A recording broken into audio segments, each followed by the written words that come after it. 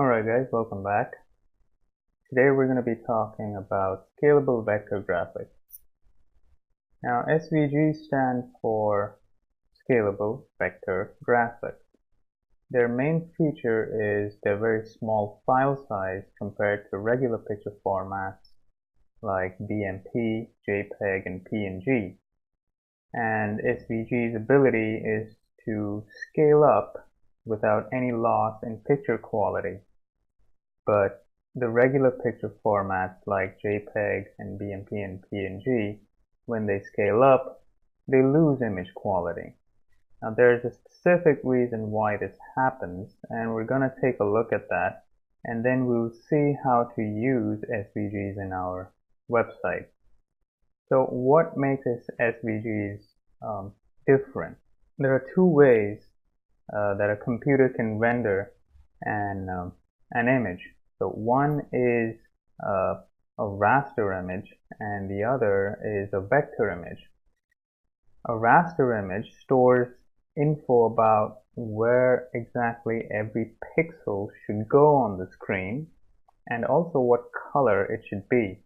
So they can produce very detailed, colorful pictures like all your photos that you have, right? And vector images, on the other hand, these images follow algorithms that define shape and path. They're like directions, so computers can follow these directions to render the image. So let's take a look at an example of what the difference is between a PNG, let's say, and an SVG. PNG basically is a raster image format that also allows for transparency, unlike JPEG images. So you can use PNGs for icons. So let's take a look at some PNGs and SVGs and see what the difference is. So let's go to Google and search for some material icons. That's mostly what some of these PNGs are used for. So let's go to material.io,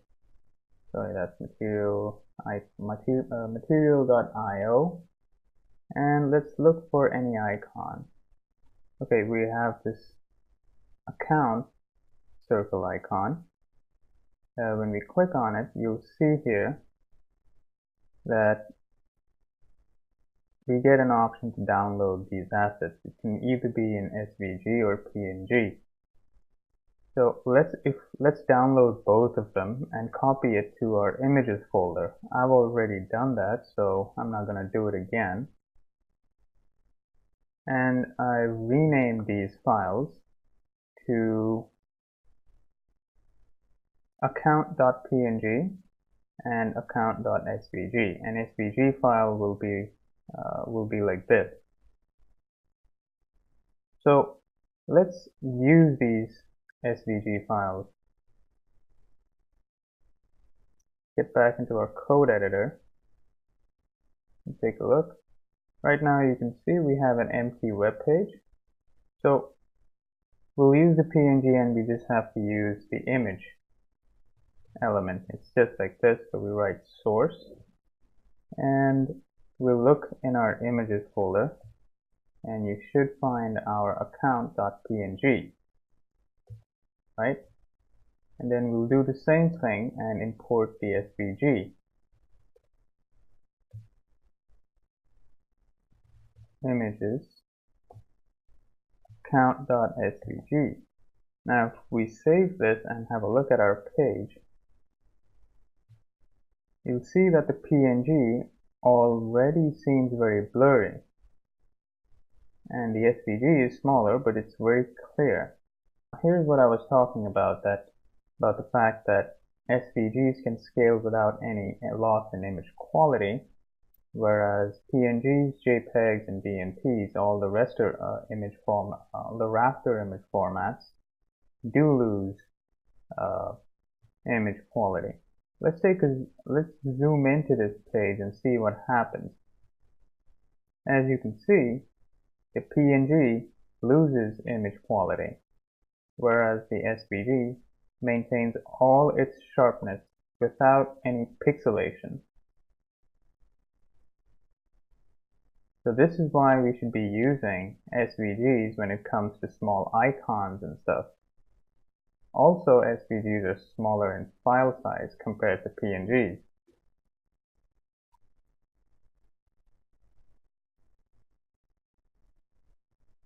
Let's have a look at some of the advantages and disadvantages for SVGs.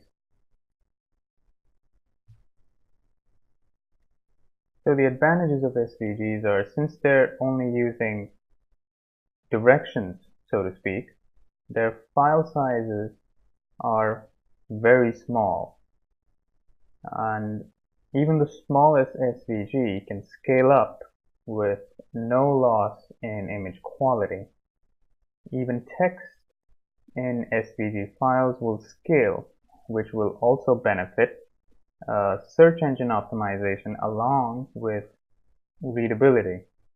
And SVGs can also be styled in CSS and scripted or animated in JavaScript.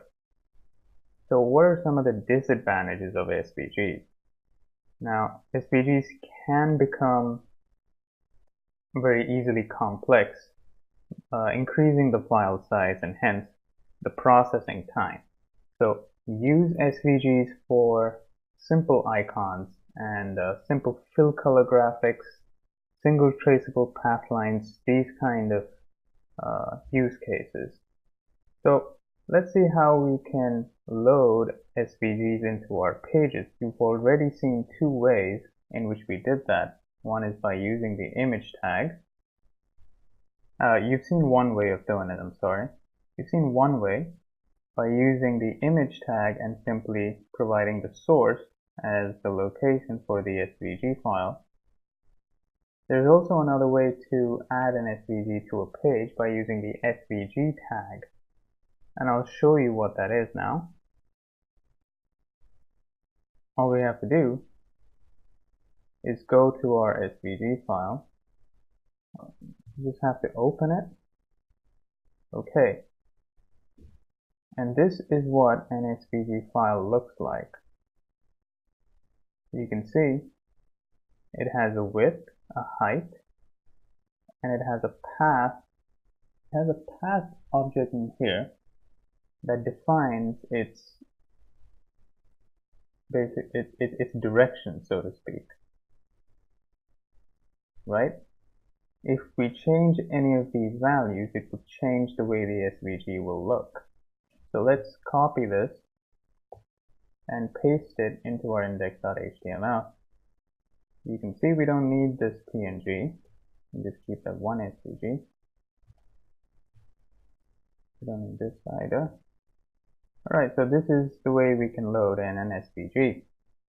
We copy the entire SVG element and paste it into our index. Now we don't need to get into the detail right now about how to manipulate this. That's for another subject exactly. That's for JavaScript and related to CSS properties. You can go into SVGs very deeply, and I encourage you to do your own research. But just for now, you got to understand that using SVGs would be very beneficial if you want to use it for logos, because first of all, their file sizes are very small. So let's have a look at a couple of advantages and disadvantages for using SVGs using the SVG element versus the image element.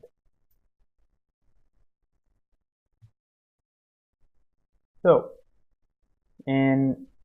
when you use an SVG through an image tag, the benefit is it's just very quick and easy to implement because it's so common to use image tags. Okay. The con is you cannot manipulate the SVG using JavaScript if you're using image tags. It'll have to be an SVG tag if you want to manipulate an SVG. Also, only inline CSS styles will work. External style sheets do not work with SVGs that are under the image tag. So what are the benefits of using the SVG tag itself? Well, first of all, inline SVGs like so, it saves an entire HTTP request for an image. So it improves loading time because this is exactly what your CPU, your computer, renders. So it doesn't have to go out and look for a location of an image. So it saves an HTTP request. Now when you just have one SVG, it doesn't make a lot of difference, but when you have several of them, it could improve load time. Now, you can also, if you use the SVG tag, you can also style SVGs using CSS, even from external style sheets. And when you use SVGs and these SVG tags, you can also manipulate the SVG with JavaScript and do animations with it. There's some disadvantages of using SVG tags because duplication of SVGs on a web page is very resource intensive because the computer has to render a lot of them. But also what happens is this SVG code is big. So having a lot of SVGs on your page make your HTML file very big, and that doesn't really look nice. So, and the last issue is that since this isn't an image exactly, the browser doesn't cache inline SVGs like it does for images. So that's all we have to learn about SVGs. So the main takeaway is use SVGs when it comes to having small icons on your web page instead of using PNGs and JPEG files. So that's the takeaway. And when it comes to full-fledged, colorful, detailed images, use JPEGs or PNGs or BMPs, any sort of raster image. Alright, just a quick recap of how we imported SVGs into our page. Let's have a look at that. Right, so we can use an image tag and have an SVG's location, or we can have an SVG tag, right? An image, a regular raster image like a PNG or JPEG or BMP, they do not scale well, whereas an SVG will. I'll just show you that once again as a simple example. This is the PNG, which is already a bigger file, so it should technically be, it should maintain its quality for a little longer, but it doesn't do that. But an SVG can because the computer is only rendering directions. So let's zoom into this once again just to see what the difference is. As you can see, an SVG scales perfectly, whereas a PNG scales horribly. Alright, that's it for this one. I'll see you in the next one. Take care.